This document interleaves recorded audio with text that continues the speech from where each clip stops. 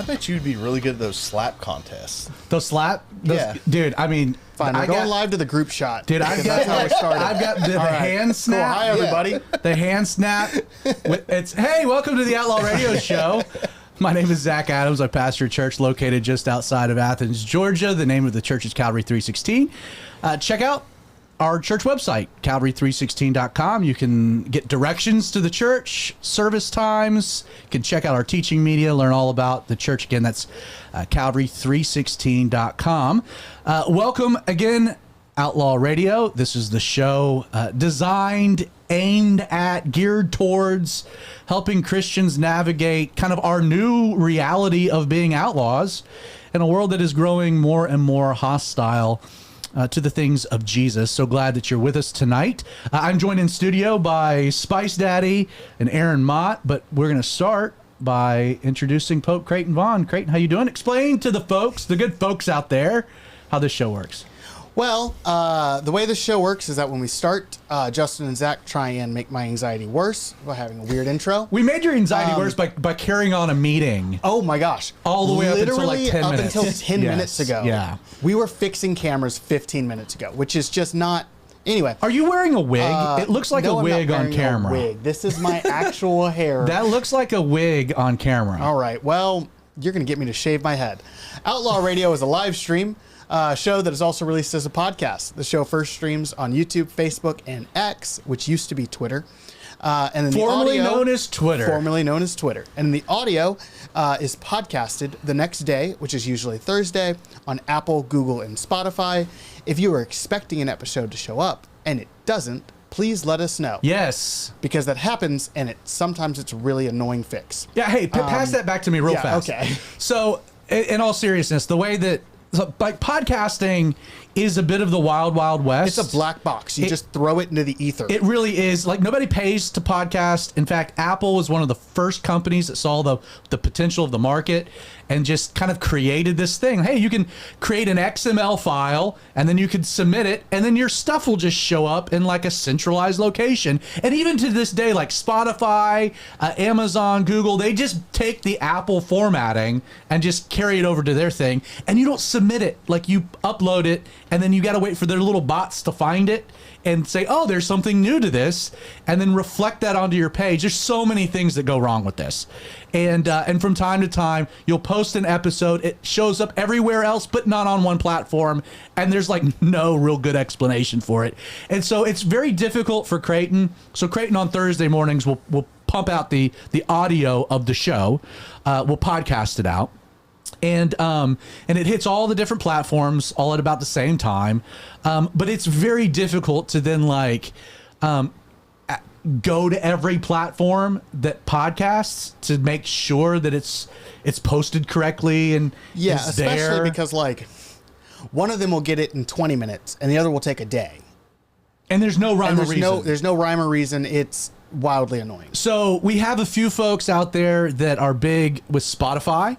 And anytime that we've had an issue with Spotify, which is the glitchiest of all of them, thank you. You guys send us an email, popecreighton@gmail.com, or you send me a text, 678-438-9202. And you let us know, hey, something's weird. Sometimes like the audio will start playing and then just stop at like the 10-minute mark. It's no rhyme, no reason. But you guys, the listening audience, do a great job. My brother Mac is great. He uses Apple. But he'll periodically be like, hey, there hadn't been an episode posted. It's like, thank you so much. That's never annoying because we have no way of knowing because it's hard to like monitor all the different platforms. So we had do we still have the episode down? That's a good question. I'm not 100% certain. So I meant to check it today. I got an email that said that it should be fixed, but I didn't get a chance to actually the Nate Corona interview, DJ Dust, which was a couple weeks ago, for some weird reason disappeared from Apple. And we have no idea why, so we had to submit a support ticket, and hopefully it's there. But these are good examples of like, if you see something, say something. Yes. it helps us a lot. Same thing with YouTube, or like we had one of the shorts get sent out that like had a little glitch to it, and somebody let us know, and we were able to correct it. So you, the audience, whether you're watching or listening, hey, kind of operate as quality control for us. That would be awesome. And don't ever think you're being annoying by letting us know. You can also submit topics and questions and all that through the information. Creighton, why don't you kind of recap? Yes. How all that functions. So the best way to get in touch with us is either, if you're watching live, the best way would be either the comment section on Facebook or YouTube or X. I'm monitoring Facebook and YouTube. Spice Daddy over there is monitoring the X feed. So if you have comments, questions, concerns, you can just post those in the comments. We will see them and try and either interrupt the conversation or find a lull to then say those comments out. You can also send us messages directly, either at Zach's cell phone number, which is 678-438-9202. Them my digits. That goes direct to Zach's actual personal phone. Isn't that how the kids say it? Them my digits. That's how the kids said it when I was maybe. 9, which was 22 years ago. Them my digits. So the other way to get in touch with us is to email us at popecreighton@gmail.com. That's Pope like the Italian, and Creighton, Creighton, also like the Italian, @gmail.com. So yeah, that's about it. I thought it was Scottish, not Italian. So the name is Scottish. The guy is a quarter Italian. That's me. Oh, okay. I got it now. So yeah. Theodore, we were at dinner last night, and he told me, he goes, Dad, there is a Creighton at our school. No way. And he goes, Dad, and I knew what he was going to say. I knew black. it. He goes, he's white. And I said, Theo, Creighton is technically kind of a white guy's name. Yeah. And you just, for all of your life, have only known Creighton as Creighton, an Italian name. Amazing. Yes. So, hey, we got I would like Aaron, to meet this kid at some Aaron point. Mott. Aaron Mott is with us, which is awesome. Good to be here. You might have one of the best shirts we've had on the Outlaw Radio Show. It's my favorite shirt. Yes, It's my favorite shirt. And so, why don't you lift your mic up just a little bit? I think looks like it's kind of sinking here. Is it sinking again? I don't think it's sinking. I just Maybe think I'm it was just low. We gonna had get it that wrong. all adjusted. Yeah, kind of gotta. But you just got a new job, which is awesome. Yeah. Yep. You work in the medical field. You're a nurse. Mm-hmm. Every time I say that, I think of Meet the Parents. Oh yeah. That's the very first thing that pops into my Every mind. single time. And but you're going to be working at an ER, which Yep. is pretty cool. Yep. Piedmont Walton ER. It should be fun. Why did you feel called to get into nursing and all of that? I've always been curious. Yeah, well, I remember being like, I was always super anxious as a kid, like 12, 13, trying to figure out what I was going to do with my life. It was around that time when I was 14. It was actually everything with my sister went down. So explain that for people that might not know. Yeah, so when I was 14, she was diagnosed with brain cancer. Ended up being a very emergent situation in which we found out lots of trials and tribulations from that, lots of residual effects. We're dealing with some disabilities, the havoc that chemo wreaks on your body. So it was around that time, she spent 3 months in the hospital. My mom stayed there with her the whole time. And me and my siblings were there every day. And so kind of being around that environment and kind of seeing the nurses' role and care and everything that they were doing, not only for my Was sister. this a younger sister or older sister? Older sister. It was an she older was, sister. She was 16 at the time. So, Okay. just kind of seeing their role and care and kind of what they could provide, not only for the patients, but for the families. It was immediate. Like, that's what I'm going to do. Wow. How's your sister now? She is, she's doing the best she can. Lots of disabilities, lots of lasting effects. She's, just as a result of treatment, she was actually a split brain patient, so there's some challenges there. She's actually blind now as a result of some surgeries. So lots of challenges, but God has been faithful through everything. So we've seen his hand move in everything. So Wow, incredible. yeah.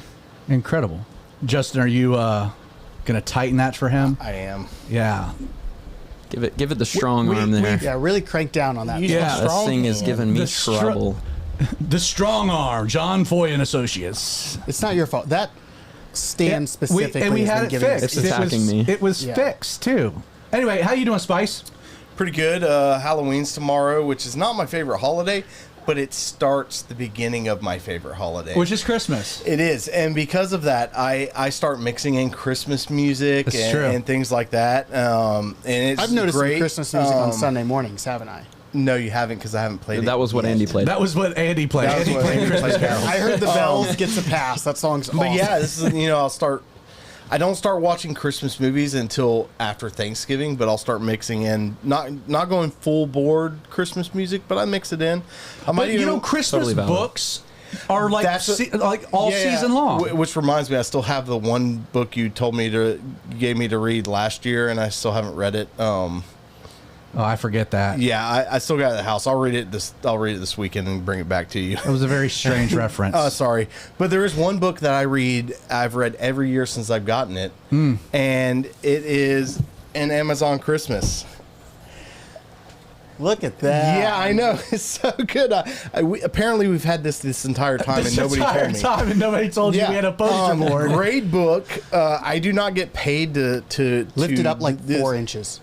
There you Raise go. me That was way more than 4 up. inches. All right, yeah. So, an Amazon Christmas, written by a pretty couple famous writers. You can find it on Amazon Prime and stuff like that. That's right. I think you can get it in hard book now. It's paperback, hardcover. Hardcover, yeah. Yeah. It's written by probably the most famous Adams out there, and It's true. and an Emily Norris. That's right, Jessica Adams and Emily Norris. But yeah, it's a great adventure of going to South America, which I'm pretty fond of going to Latin America.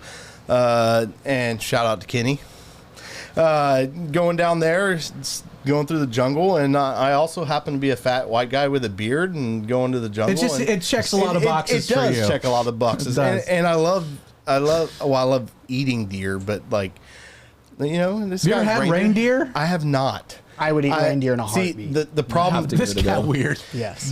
Despite I my would eat reindeer in a heartbeat. what I like to see, the problem is reindeer live in a cold environment, and despite my polar physique, I do not like the cold. So I would imagine reindeer have a high fat to meat ratio because of the cold. Probably. Like they need a lot of blubber. I don't know any of Like a our whale. If any of our viewers have ever eaten reindeer, let me know. What's up? I wouldn't mind trying it sometime, but I would All right. love to. All right, enough of that. Thanks for the shameless plug. yeah, An Amazon Christmas available on Amazon. I want to pivot the episode tonight. We are, and you can get that out of the way. Yeah, you're gonna sit here with it between your legs all night, and it's gonna be really uncomfortable. I like it to be close to my heart. You're like, Oh my good golly.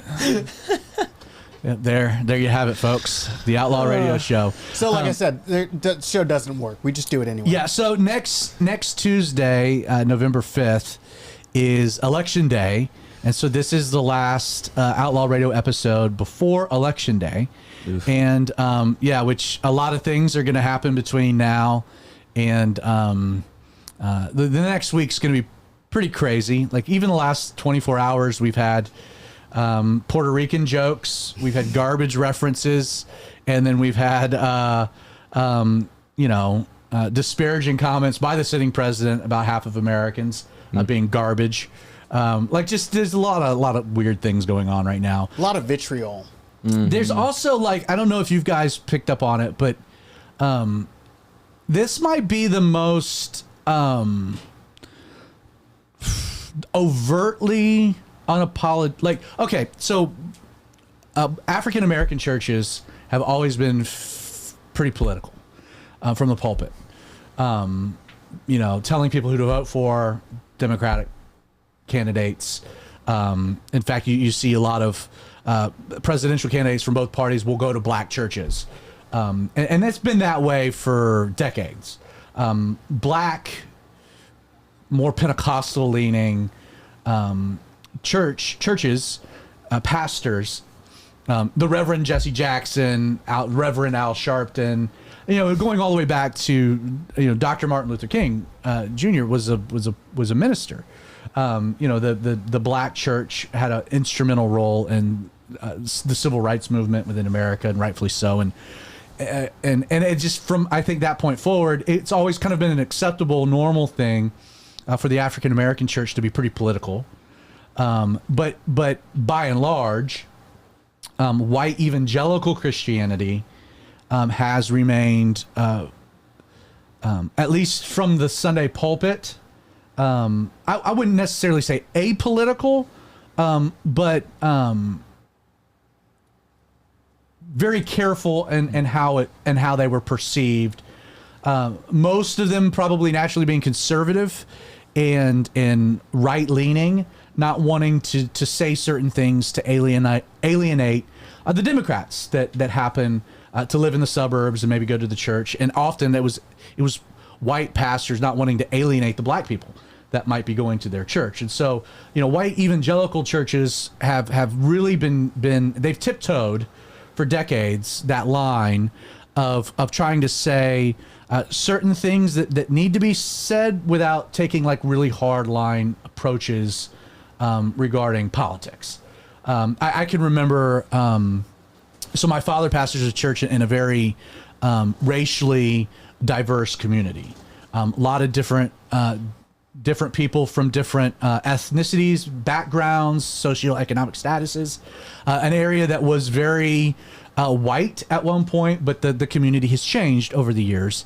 And my dad has always been very careful in what he does from the pulpit to try to exhort in biblical ways, but at the same time not being alienating, if that makes sense. Mm-hmm. And he's always like, he would do the closest he'd ever get to politics would be like, hey, here are the issues you should consider as you go make your vote. Here are some biblical things regarding the issues of abortion or marriage, et cetera, et cetera. Like he had one about healthcare, when there was a big debate about healthcare, and it was like, hey, healthcare should be a right for everyone. Like took a non-Republican approach about like, hey, if we're spending trillions of dollars overseas fighting war, why should anyone in America be bankrupt because they got sick? We're the wealthiest country that's ever been on the planet. And like, hey, that's a biblical thing to talk about. Like, hey, we talk about being pro-life, but what about like life out of the womb and elder care? Things that tend to often be more on the maybe the left side of the aisle, but just trying to address things from a biblical standpoint and giving, a little bit to each side. What has changed in this cycle, though, I think, is that you have white evangelical churches that have completely abandoned any sense of trying to walk a balance, and have gone full blown Trump mania. And I understand the heart behind it. I get the concerns, the sensitivities, especially when you look at, and we've talked about this on the show, like Bill Clinton, his position on abortion was safe, legal, but rare. Like it was not something that was celebrated. It was like, hey, this is tragic. We want to make sure that this doesn't happen often.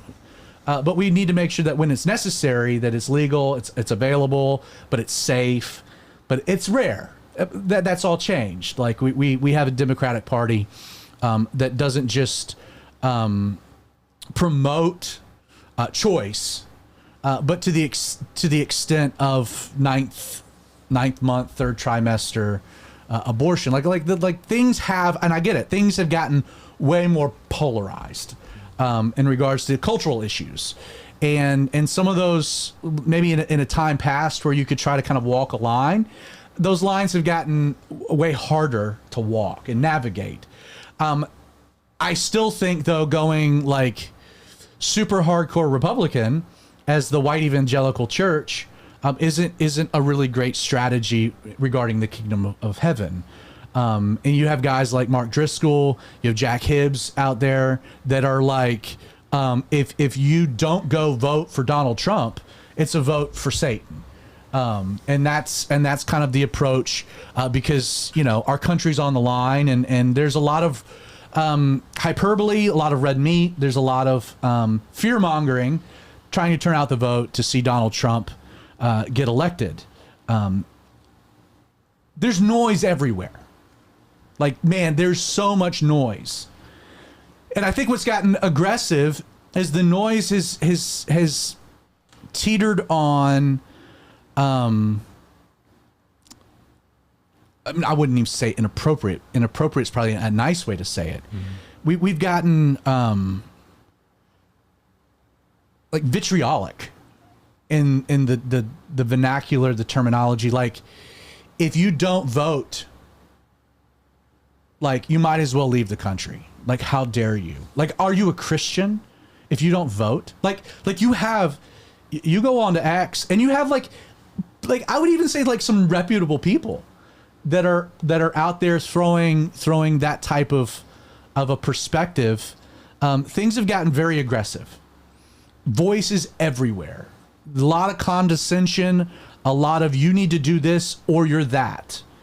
Life is never that black and white, ever. And what I wanted to do, since this is the last episode before the election, and then, you know, things are going to happen Tuesday, and, you know, I'll be where I always am, sitting on my back deck with a bonfire and, you know, following election results. It was a really funny night in 2016 when nobody thought Donald Trump was going to win, and it was like about 2 o'clock in the morning. You're like, oh my goodness, Donald Trump's going to be the next president. To like 2020, where it was like, you know, we all tapped out, and I was like, we have no idea what just happened. We don't even know who won, what is going on. And then in the middle of the night, you thought one thing, you woke up in the morning and like, oh, there's all these other votes that just kind of popped out of nowhere. It was a totally different experience in 2020. I'm a political news junkie. I enjoy this type of thing. But what I want to do with the time that we have tonight is I want to try to cut through the noise, because you know what? Like, the opinions of your family really don't matter. The opinions of your friends don't matter. The opinion of your pastor really doesn't matter either. And that's not what I'm even going to try to do tonight. I will share some personal thoughts because I've been chewing on this. But I really want to try to just get to what God says about the Christian and in our role and responsibility being citizens of a nation on earth. Like, what is our relationship with government? What expectations does God have for us? Because I think approaching this particular election cycle, but approaching every election cycle, beyond that, like, what is the Christian, like, what does God have to say about how we, the citizens of heaven, navigate being part of local human fallen government? Does God say anything about it? And he does. Spoiler alert. That's why we have an episode. Before I get into this, just kind of want to maybe, you know, you guys want to tiptoe into strange waters here before I get to it, or you just want me to just kind of continue on with where we're at? We have any comments, anything? Again, 678-438-9202. That's my cell number. You can join the conversation. Any introductory thoughts here? I think this is a really interesting topic because I have like really mixed feelings about it. Because I am on one hand, I'm like, God's in control regardless of who wins. Why should I vote? You actually looked at your hand when you did that. Yeah. On one hand. I'm an actor. Can you do on the other hand and do the other hand, please? I will eventually. Okay. But you interrupted me before I got to it. That's great. But it's like on one hand, I'm literally looking at my hand again. On one hand, it's I'm like, describing this for the podcast listeners that can't see you. You're right. God is in control. And I don't really, truthfully care who becomes president. Because what God wants to happen to America is going to happen to America, regardless who gets elected next week. Like, I know that to be true. And I believe it to be true. Which is why, like, I'm not super gung-ho about voting. I'm not particularly interested in voting. I probably won't. On the other hand, I have like this, what's the word I'm looking for? Sociological weight, where it's like, thousands of people have died so that I could vote. Like, because I'm black and also because I'm American. Like, we were the first to do this. And then we were the first to do it and black people were involved. And like, I have all this like, there's all this history that means that I should vote. So I'm interested And you've know also where you're gotten going with this. like way more Like- you've gotten more political regarding abortion. I've gotten very strong feelings about abortion, like very strong. We're gonna make a video about it at some point. Rightfully so. And that's another one before where or it's like, after your mother's episode, which you That can go back is on actually- outlawradio.org and check it out. yes, check out abortion. Check out the archive. My mom was on 2 weeks ago. She was fantastic. We talked about abortion.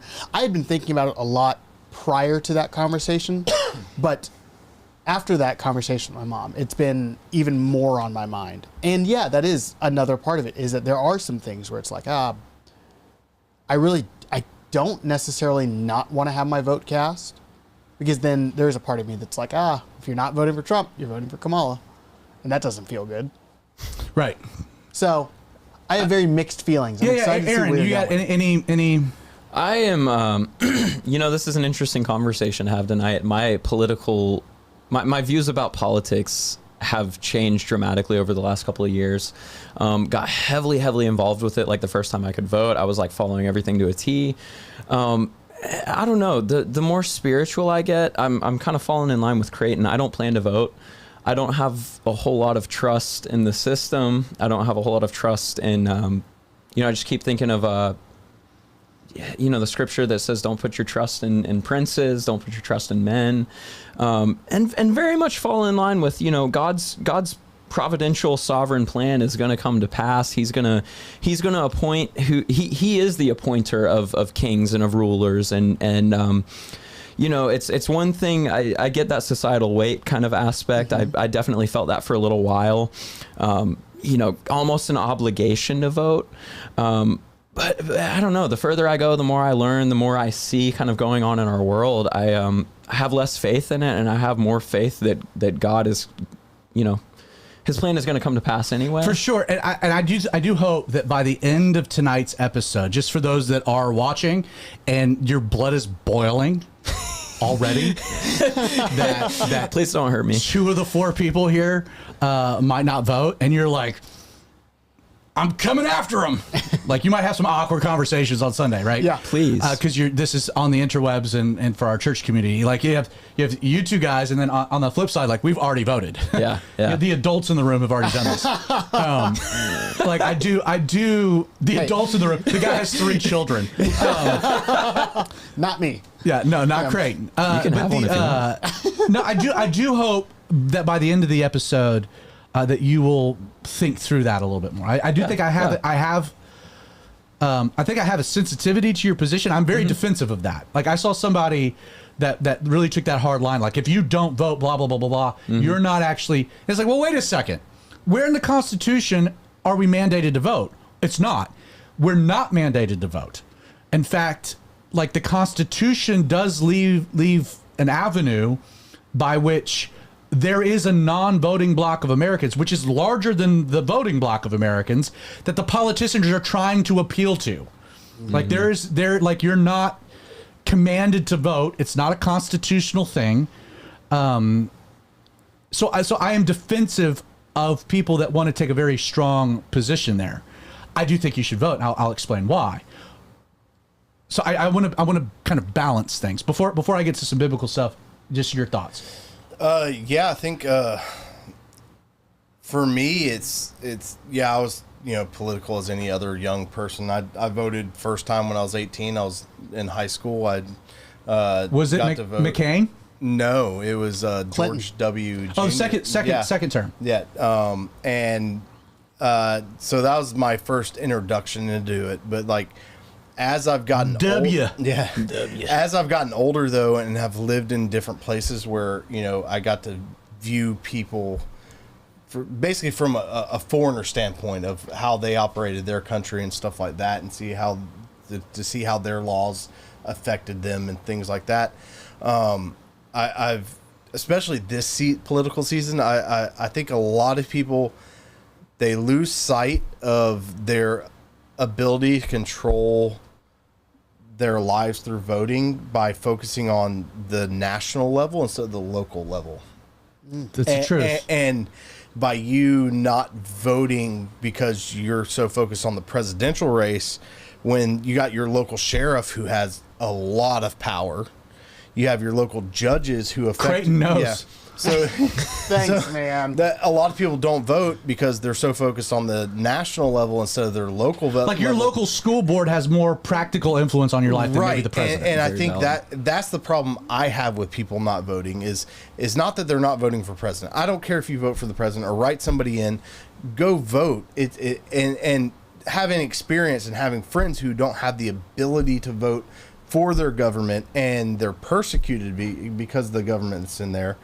The local government in your life as an American has a lot of power over your daily life.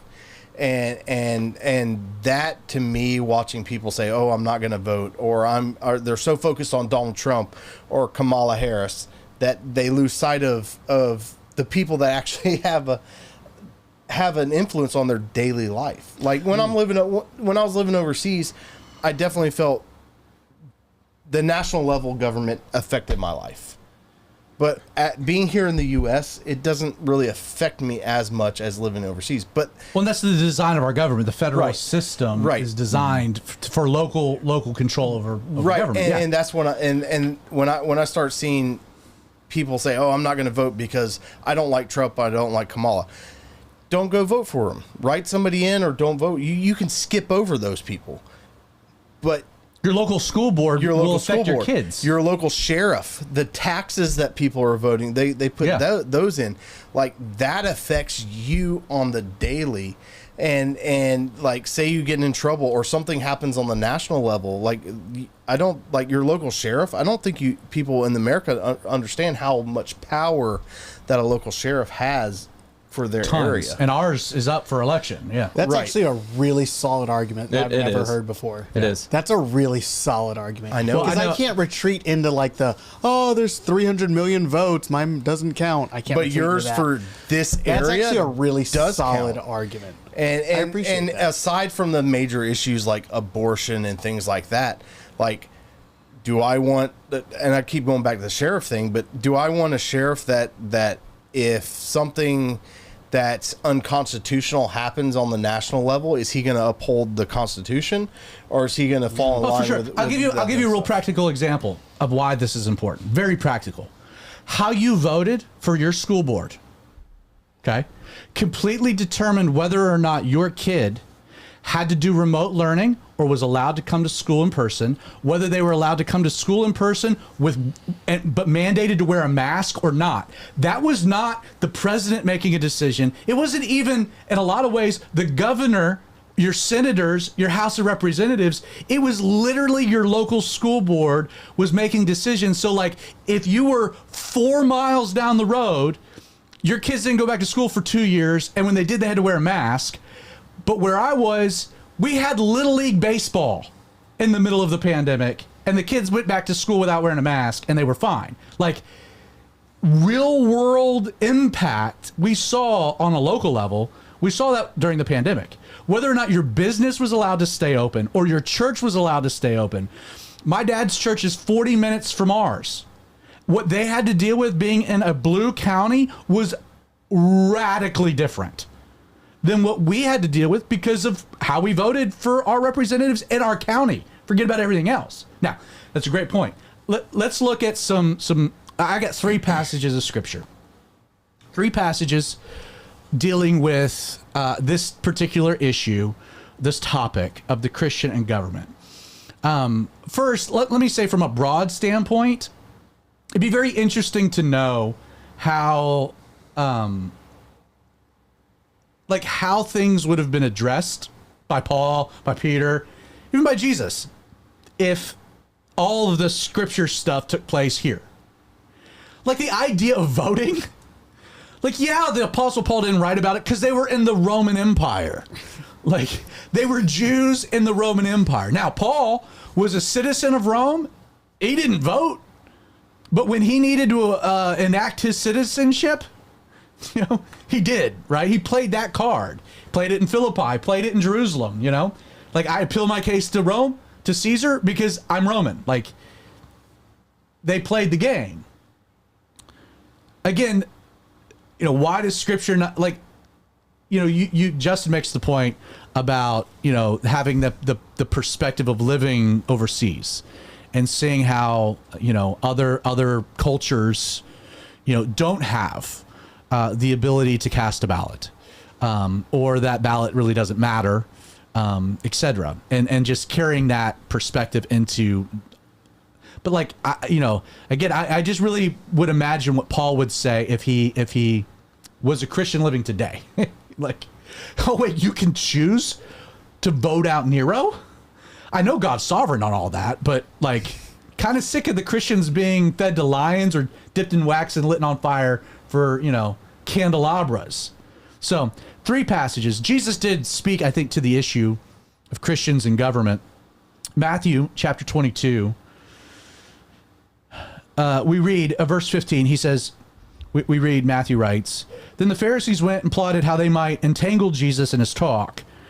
And so they sent to him their disciples with the Herodians, saying, 'Teacher, we know that you are true and teach the way of God in truth, nor do you care about anyone, for you do not regard the person of men. Tell us, therefore, what do you think? Is it lawful to pay taxes to Caesar or not?' But Jesus perceived their wickedness and said, 'Why do you test me, you hypocrites? Show me the tax money.' So they brought him a denarius. And he said to them, 'Whose image and inscription is this?' And they said to him, 'Caesar's.' So Jesus said to them, 'Render therefore to Caesar the things that are Caesar's, and to God the things that are God's.' And when they heard these words, they marveled and left and went their way." So they're trying to catch Jesus into a trap. And again, you're the Jews, and you're living within Roman captivity, Roman occupation, the occupiers. And what's being referenced here is just the general tax, to pay taxes, because you're supporting an imperialist, oppressing, godless empire that is ruling the people of God. And they're trying to catch Jesus in a hot button topic. They're trying to turn popular opinion against him. So they're like, "Hey, let's bring up the issue of taxes." This is a tactic tried and true. Taxes have always been an issue. And Jesus deals with this marvelously because, if Jesus says, "No, don't pay taxes," well, he's going to have a problem with Rome. If Jesus is like, "You should pay taxes," well, he's going to have a problem with the population that are being just drilled under by Roman taxation. Again, taxation without representation, just taxation. And so they're thinking, hey, we got a topic here. Jesus will have to take one side or the other, and in doing so will create problems for himself from a public relations standpoint, or even a legal one. So it's a shrewd tactic by the Pharisees, the Herodians, the enemies of Christ. And yet Jesus, he deals with this brilliantly. He says, "Hey, give me a coin." And so they give him a denarius. He says, "Whose inscription's on it? Whose image?" They're like, "Oh, it's Caesar's." He goes, "Well, then render to Caesar the things that are Caesar's, but to God the things that are God." And he's speaking about whose image is on people. Well, we've been created in the image and likeness of God. So Jesus doesn't, he makes a distinction between our heavenly responsibilities and our earthly responsibilities. Hey, in regards to what Caesar wants, render to Caesar. But what God wants, which is not their question, he says render to God. And so, again, we often get into the weeds about the sovereignty of God. God's in control, do this, do that. But Jesus is could Jesus have said, "Hey, don't give Caesar anything, God's in control, and that they wipe us all out? Well, it's, God's in control anyway." He could have gone full-blown Calvinist before Calvin. Jesus could have done that. Well, this is a sovereignty issue. Quit paying taxes. And if whatever happens, God's in control. Could have said that, but no, he's like, "Hey, there's a human responsibility. Render to Caesar the things that are Caesar's. They want a tax, pay a tax." The bigger question is, well, what are you doing with what's in God's image? That's you. So, first passage. We'll flip over. Yeah, Craig, why don't you jump in real quick while I'm turning a few pages? Sweet. I just want to let y'all know that this week's episode... Yeah, I was born here in the South. That's why I say y'all. Tonight's episode of Outlaw Radio is brought to you by the Get Fed Today podcast. Every week, this unique podcast features inspiring Bible studies from 5 different pastors, offering diverse insights and heartfelt teachings that will deepen your faith and enrich your understanding of God's Word. Whether you're at home, commuting, or on a coffee break, the Get Fed Today podcast will help you start your week with both purpose and inspiration. Subscribe today on either Apple, Google, or Spotify and experience the transformative power of the Word of God. Again, Get Fed Today, it's a great podcast. If you happen to notice things not go out on a Monday, please let us know, because the same podcast issues we were talking about earlier. So we were talking about being a Christian, navigating, being a citizen of heaven, but also a citizen of a fallen human government. An American. We're approaching the election next week. What is our responsibility as Christian? There's voices and noise all over the place. We're just trying to get to some scripture. Jesus would say, render to Caesar the things that are Caesar's, render to God what is God's. There's 2 other passages that deal with this particular topic, and I'm going to read them, and then we'll kind of then comment on the back end. Paul in Romans 13, again, he's writing to the church in Rome, like the heart of the Roman Empire, who's being governed by just tyrannical, terrible, godless, wicked people. You want to talk about one of the great conspiracies of the elites of today, is that, there's a pedophilia class of global leaders that are drinking the blood of children to prolong their life and longevity. And it's like, oh, you can't, Pizzagate, like, this is nonsense, crazy. Not weighing in on that, but guess what? Rome, that was happening. That's who he's writing to, okay? Fully legit. Totally fully legit. Like, this is going down. He goes, and this is Romans 13, verse 1. He says, let every soul be subject, or literally placed under, the governing authorities. For there is no authority except from God, and the authorities that exist are appointed by God. That's heavy. And I do think that's where I would agree with Creighton. I would agree with you guys. Whatever happens, this is where we have peace. Like, whatever happens next Tuesday, whatever happens, and I'm not even just saying if Kamala were to win or Trump were to win or something else happens, whatever, like, God is in control. Like that's a truth. Like, that is, which is why we don't need to freak out. This past Sunday, I taught about peace, and like I think the greatest thing we can do as Christians is have peace. No matter what happens, like God's still in control. Like, it's okay. Go into civil war. Guess what? God's in control. Mm-hmm. Like, it's okay. God's in control. Like we don't need to freak out. Therefore, whoever resists the authority resists the ordinances of God. That's heavy. Those who resist will bring judgment on themselves. For rulers are not a terror to good works, but to evil.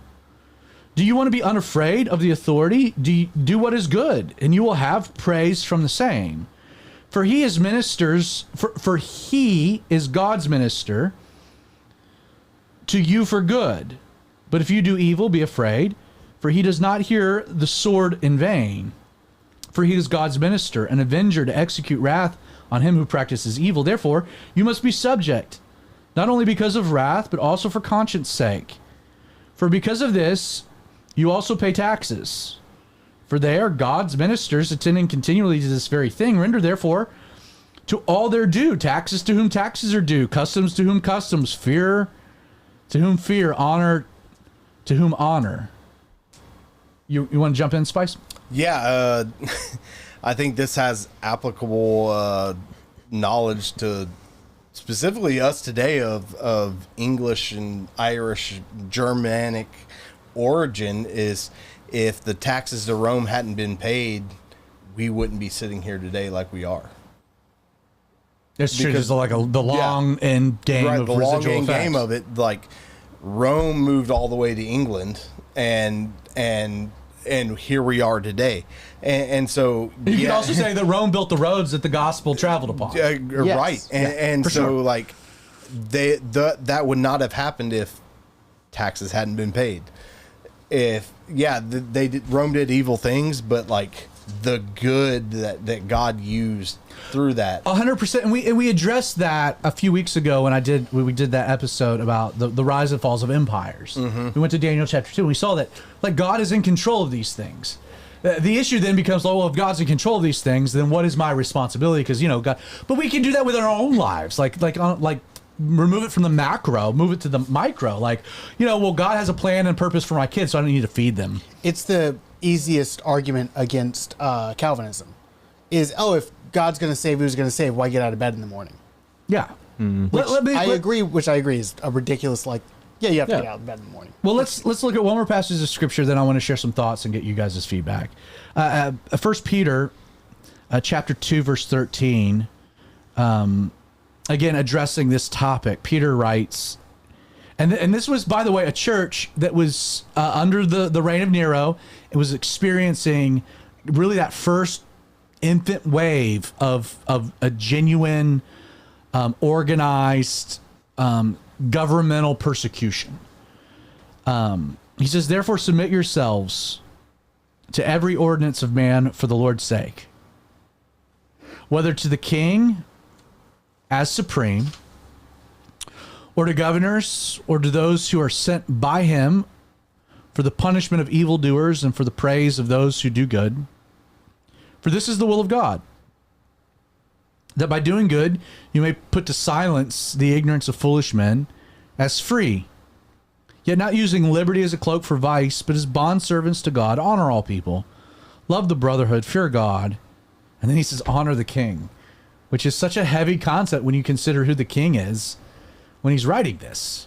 Honor, not necessarily obey. Now, trying to kind of weave all these things together.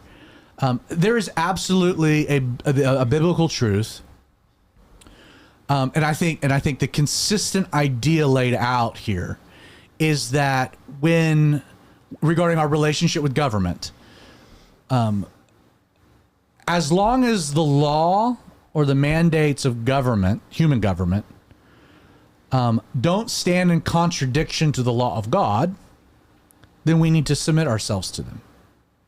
Now, when the law of man, and the story of Daniel is a great example of this, but when the law of man causes a violation of the law of God, then it's our responsibility to be conscientious objectors and revolutionaries. Prime example of this is the first couple chapters of the book of Acts, where Peter and John get brought in before the Sanhedrin. They get commanded not to preach in the name of Jesus. That's an ordinance of man, and yet they say it's better for us to obey God than you. Take a hike, and they go back out and they engage in civil disobedience. So when the law of man violates the law of God, disobedience, revolt, rebellion, is warranted. It's appropriate. It's in line with the precepts of Scripture. But we're not exactly in that particular dynamic. People would want to say, well, I don't need to pay taxes because tax dollars go to abortion. Well, Jesus said, render to Caesar the things that are Caesar's. Like, he even differentiated that. And what did your tax dollars go to for Rome? All kinds of crazy evil. So wait a second. Again, you where you can be obedient. And I think the scriptures will also say, and I think this is the heart of what Paul says, and this is the heart of what Peter's saying, is where you can, Christians should be the most ideal citizen possible. Where you can contribute to society, rendering to Caesar what's Caesar's, where you can be for the Lord's sake. Christians should be the model citizens. We should do everything we can to be the best citizens we can be, because it's a reflection of our Heavenly Father. It's a reflection of the kingdom we claim to be a part of. As long as it's not in violation, we're to be obedient, which is why I would say the Constitution does not mandate that anyone vote. But what does the Constitution ask? You see, the Constitution, the forefathers didn't, coming out of the model of England, coming out of the model of England, they didn't want a king, and they did everything they could to safeguard against tyranny, which means like even like the bedrock of society, voting, the chance to choose your representatives and your leaders, the people giving authority to an individual through that act. The founding fathers didn't want that to be mandated because they were that concerned about tyranny. Like they wanted people to be free, even to say, I don't like either of them and I'm going to object. So that is enshrined in the heartbeat of what makes America, America. But the idea of voting, while not mandated, is really encouraged. Like it's kind of like, hey, we don't want to make people do this, but we want to ask people to do this. And being a steward of the country that we have, rendering, like if Jesus would say, render to Caesar the things that Caesar's asking for, the denarii. And our government's saying, hey, we want you to have a say in who your leaders are.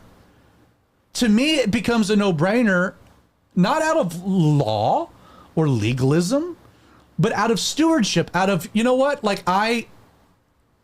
yeah, God's in control. God's going to do his thing. But that's not my consideration.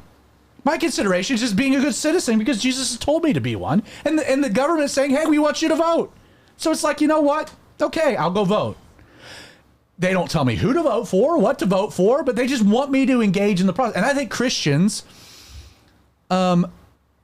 should engage in rendering to Caesar the things that are Caesar's. And that concept. I have no problems, and I'm gonna get very forward here. I have no problems saying that I think a Christian, I don't understand how a Christian could justify their worldview and biblical positions and vote for the Democratic Party. Mm-hmm. I'm just saying it. The positions on life, war, freedom, religion. There's I think that I have a very difficult time with that. Now you can disagree with me, that's fine. I'm not saying that means that you subsequently go out and vote for Donald Trump. I think a lot of the things that people have umbrage with Donald Trump is a lot of misinformation and twisting by a hostile news media that you can't trust. But even if you're like, hey, you know, my Christian worldview doesn't allow me to support him either, that's fine. What I'm saying is I think you have a responsibility to go vote. You have options, and you can write in a candidate, and then you can go down ballot and do exactly what Justin's saying. But again, we're talking about vote or not to vote. I think you should go vote. I'm not telling you who to vote for. I'm telling you who not to, but I'm not telling you to vote for Trump. Now, I'm voting for Trump. I voted for Trump. I'll tell you that. Now, this is where I want to go, because I do feel strongly about this, and I've thought about this. For years and years and years, I have been, well, since the beginning, I've been a one-issue voter. To me, the issue has been abortion. And the Republican Party has been pro-life, and the Democratic Party has been pro-choice. And so that it became very easy for me. Mm-hmm. Like that was very easy. And on a lesser note, but of importance, for a long time, the issue of gay marriage was like 1B of the issue. I believe that God defines marriage. I believe marriage is like there's a sanctity to it. I think it's important for the fabric of society. I think it's something that God defines and man has no business touching or messing with. And I disagreed with the state jumping into the debate and redefining marriage away from God's definition of marriage. And the Democratic Party, since Obama's second term, because he ran the first time on the sanctity of marriage, people don't realize that. That's also been an issue for me. Now, let me tell you right now, the Republican Party under Donald Trump, and Christians, you don't want to hear this, and this is why I think evangelical white Christians jumping on the moral train connected to the caboose, like the engine that is Trump, and we're the caboose, like saying this is like a fight for the moral integrity of America. Okay, Donald Trump, his platform has no problems with gay marriage at all, and has no problems with early term abortion. Yep. No problems. So you need to understand that you have vacated. Now, I think late term abortion is horrific, but I think early term abortion's equally horrific because they're both life. They're both life. And here we are. And you can say, well, like ripping a baby out of the womb in the 9th month is barbaric. I totally agree. And I think it tells me something about the individual, which I could never vote for a Democrat. But don't get on a moral high horse and say, oh, the Republican Party is Christian value and principles when we're okay with early abortion and giving it to the states, which are okay with late-term abortion. Like Donald Trump wants to hide himself under, I overturned Roe versus Wade so the states could have their thing. And guess what? That's fine, but don't hide under the fact that California is okay with late-term abortion and you're okay with it by giving it to the states. A real Christian principle would be like standing on it. We're going to have a constitutional amendment that makes this atrocity and murder illegal in America. I know that won't win you election, but don't get on a moral high horse. Donald Trump, who I've voted for now 3 times. 3 times. And he was good in his promise. You put me on. You elect me president. This is who I'm going to put on the Supreme Court. I'm going to overturn Roe versus Wade, which no one thought possible. And he fulfilled that. He fulfilled that promise. He earned that vote. And I know why he's tempered to this position about abortion, because he's trying to appeal to women. Because it's why he lost the last election. Other than maybe it was some nefarious things. But don't get on a high horse. The Republican Party supports gay marriage and early term abortion, which are in direct violation of my biblical positions, which has actually removed the reasons I vote 1A and B. Yep. Okay. Come on. So what is my consideration for voting? I'll tell you, because I've thought about this. What do I vote for now? Aside from like the practical things of like the local government, et cetera, which is different. Yeah. But like, what am I voting for? I'll tell you exactly what I'm voting for. I am a citizen of heaven. I'm also a citizen of America. I'm only a citizen of America as it pertains to my citizenship in heaven. I will obey the president that God has ordained over me as long as his edicts don't cause me to violate the edicts of God, in which I will rebel. Let me define rebellion real quick. Yes, please. Let me define rebellion. Rebellion is not violence against another individual, even against the government. True rebellion is placing yourself into a situation where you're willing to be harmed to stand on principle. 100% agree. So we can rebel, but rebellion, be very careful what you want to rebel about, because you're not going to harm someone. You come to take my guns, I'm not shooting you in the face. But if I'm going to go and go to a peaceful rally and say no about something, I'm not lighting something on fire. I'm not throwing rocks, but I am subjecting myself to a willing persecution. You're not going to bow down to the golden statue. Right. Because I'm willing to go into a fiery furnace. Absolutely. That's how you rebel. A really good way to put that. That's also how you change things. Now, circling back. What do I vote for? I'm a citizen of heaven. And I have been bought by the blood of Christ. I've been adopted into this incredible family. I have been placed into this institution of earth known as the Church of Jesus Christ. That is not here to usher a kingdom in, but to reflect the kingdom that will come.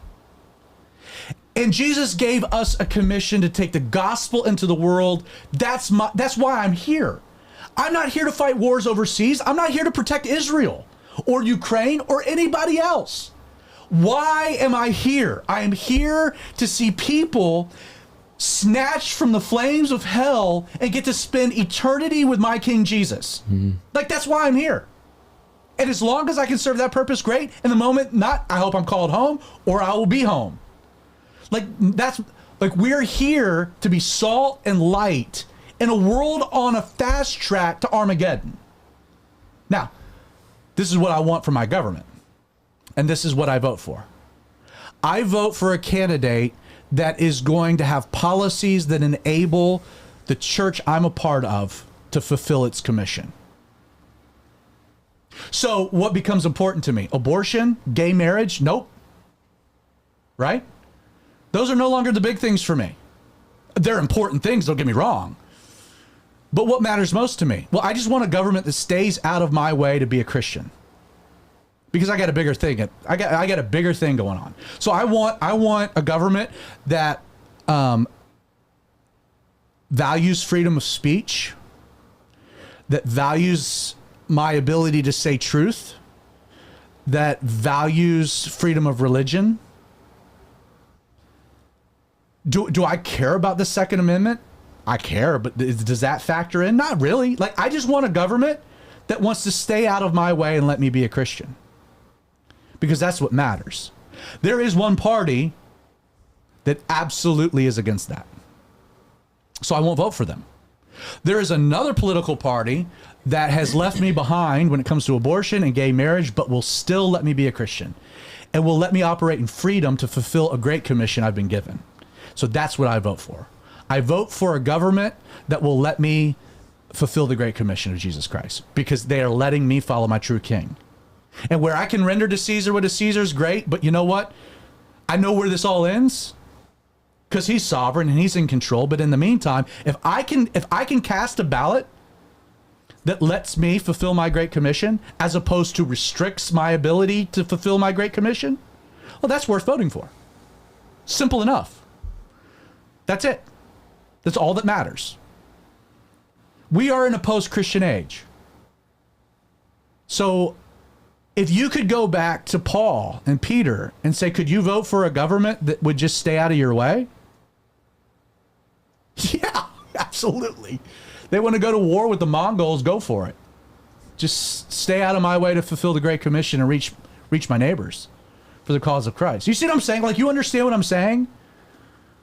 I know exactly what I totally get where you're coming from. Especially as like, I know y'all make fun of me for like always talking about living overseas, but by the way, you can jump into the conversation on any of the threads. Yes. You can also text me 678-438-9202.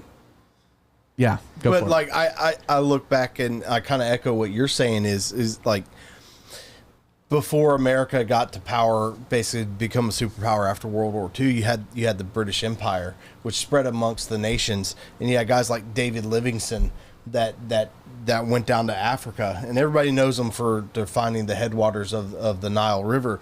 But that dude left his nation, his family to go find people to preach the gospel of Jesus Christ. And then America rose to power, and we've spread. America for the longest time has spread out throughout the world and preached the gospel.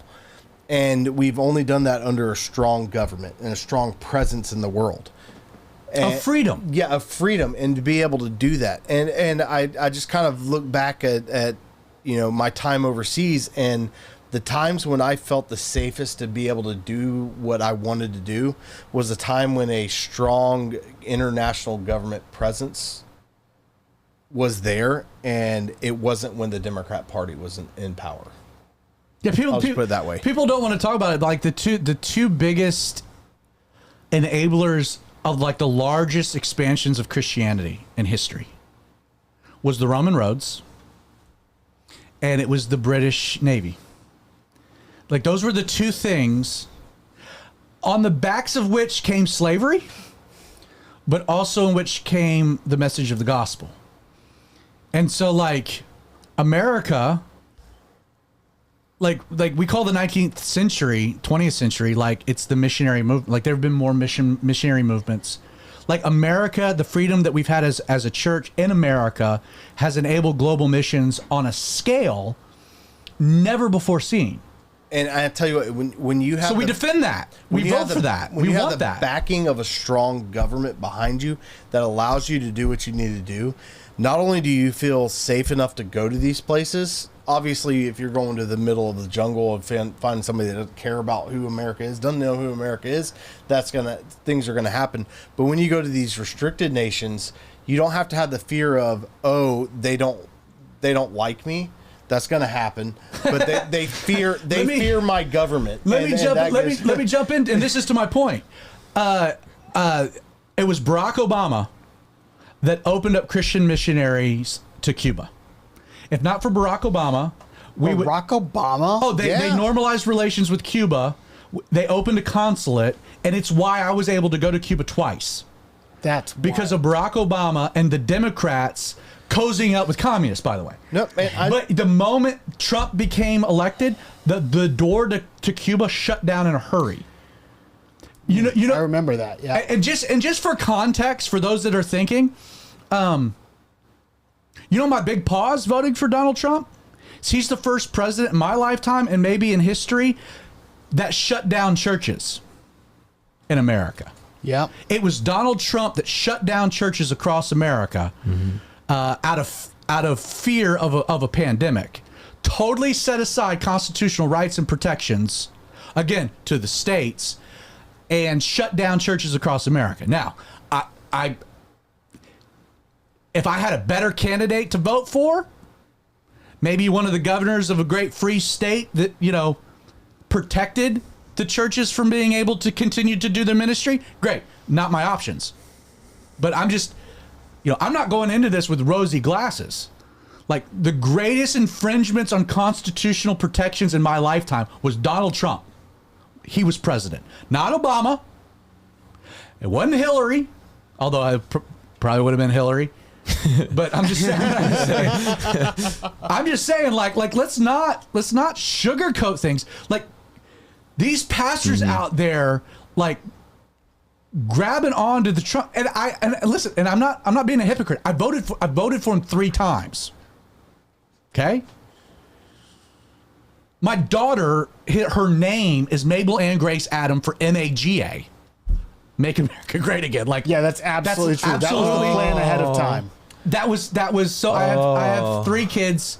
I'm Zachary Grant Adams, which is presidential. Quincy Adams, my firstborn. Theodore Adams, all presidential. And when we found out we were having a girl, it was like, well, there was no female presidents. We're looking like we were glad Hillary didn't win. That would have been awkward. And we were looking at like presidential wives' names, and like Eleanor was the closest, but she was a lesbian. I was like, I don't want to deal with that. Alleged. You know, whatever. And no joke. We wanted to do Mabel Grace Adams, but Ann was a family name. There was some pressure to add it in. And I was floating in JB Hiddell's pool. And we were having this conversation. He goes, you do know that if you did Mabel Ann Grace Adams, that is MAGA, and you keep your presidential theme. And I turned to Jessica, I was like, that's her name. So, like, my point is, like I'm not, like, I love that story. Like, if like, tomorrow night, Theodore's dressing up as Donald Trump for Halloween. Like, literally, he has a Make America Great Again hat. And he's going to dress up in a suit, and Jess is going to swoosh his hair. Like, that's actually going to go down. It's not up there. I was going to say, we need one for the wall. But, like, I'm not trying to put anybody that's voting for Trump on a guilt trip. If you're voting for Kamala, I have a problem with that. And you just, hey, by all means, send me your explanation. And the explanation isn't, well, I don't want to vote for Trump, so this is, you could write in anybody. Don't write in my name. I didn't vote for Trump the first time around. I wrote Chuck Norris in.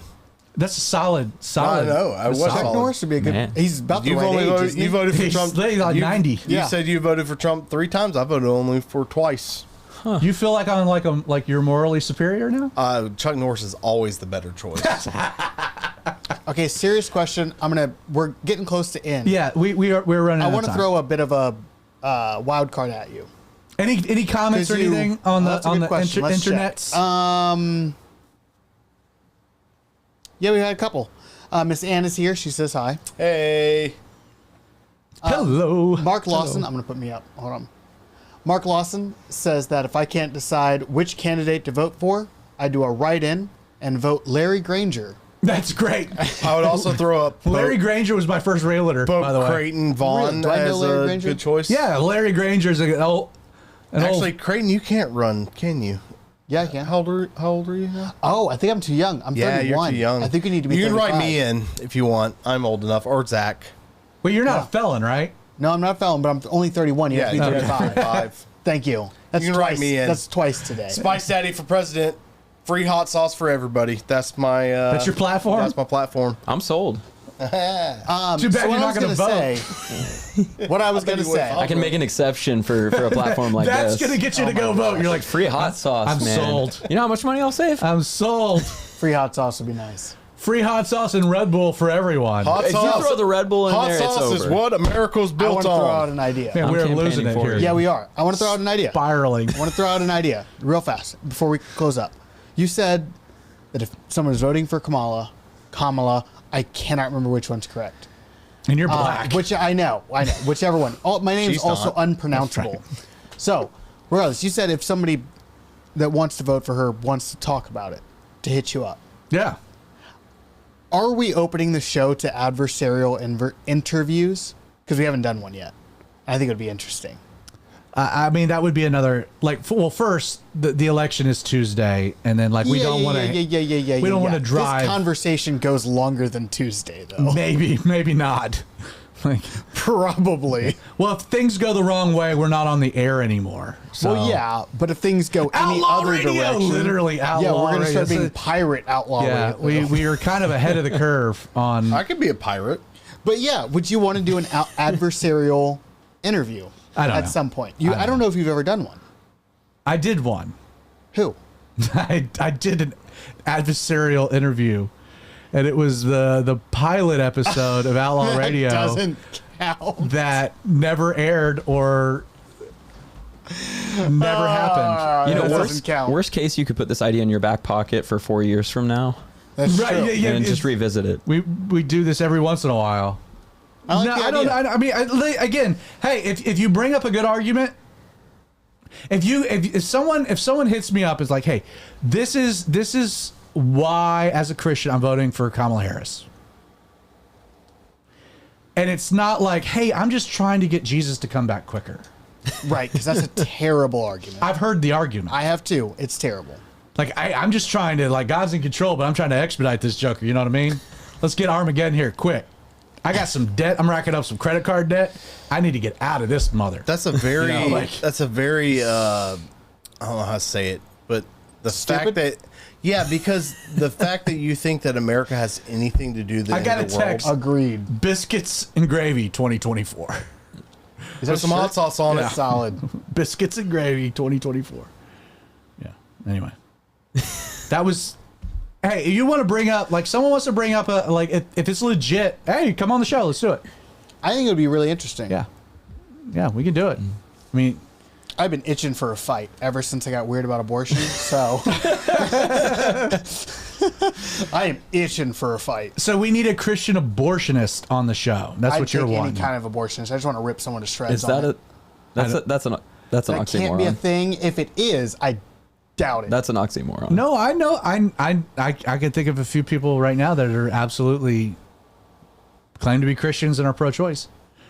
Oh, I know. Listen, I'm not defending that. I'm just saying, there are.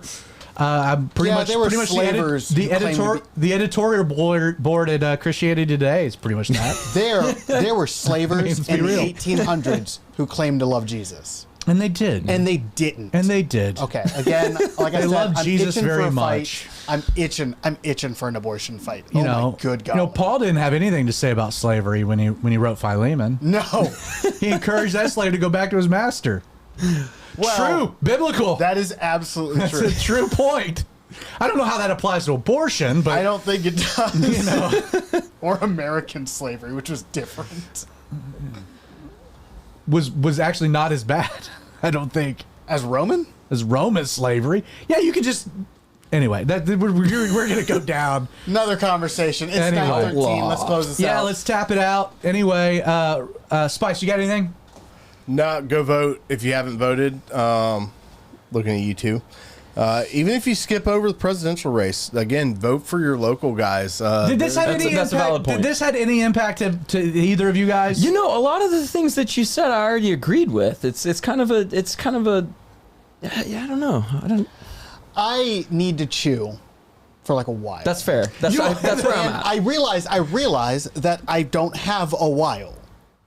True. I'm going to take a while anyway. You don't, but how do you feel I about need to chew on it because, but like, I guess my we had these conversations 4 years ago, Creighton. So I know we had these conversations, and I had the same problems 4 years ago. I find voting for Trump onerous.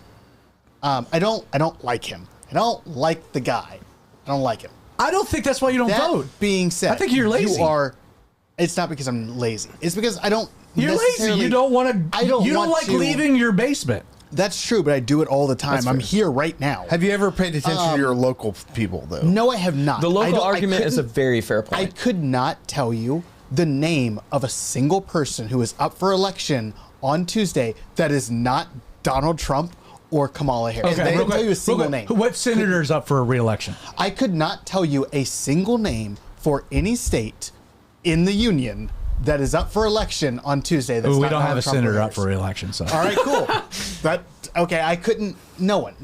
I don't know any of them. But you might have a congressman up for re-election. I'm sure you we might do. have a Why local not? sheriff up for re-election. You might have a local school board up for re-election. You might have a local city clerk up for re-election. No. I totally get it. Which I feel like I need to chew on it. Partly because I don't think that I'm eligible to vote. And we know that God's not sovereign over local elections. No, he's not sovereign over local elections, just the national ones. I had to throw that in, just my backdoor gosh. it. God's only sovereign over the big things. No, Amen. totally. Right. Let's hit some music. We're No, I bouncing. really like this We're episode, though. getting It definitely gave me a lot to think about. Yeah. And seriously, if you have, if you're, We you got know, music running. Yeah. We don't have music. No, we do. There's music running. Can you There it is. Yeah, I there can it hear is. now. All right. Close So- this out. So you've been watching the Outlaw Radio Show. If you're watching, check out the podcast released on Thursdays, Apple, Google, Spotify. If you're listening, check out the live stream, which is Wednesday nights at 8 o'clock. Tomorrow is Halloween. We didn't talk about that at all. Weird stuff goes on Halloween. Have fun. Be safe.